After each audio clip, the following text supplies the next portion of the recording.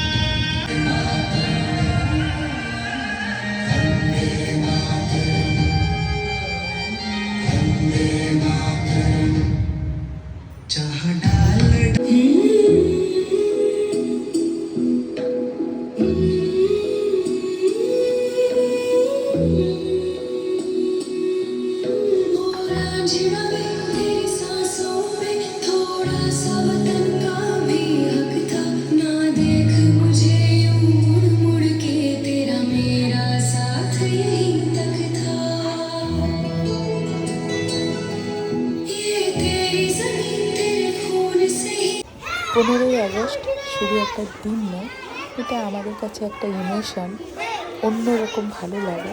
আমি যখন স্কুল আসি তখন মোটামুটি রাস্তাঘাট ফাঁকা থাকে, যখন স্কুল থেকে ফিরি তখন ঠিক এইভাবে অজস্র র্যালি বেরোয় এবং রাস্তা পুরো ব্লক থাকে, বন্ধ থাকে।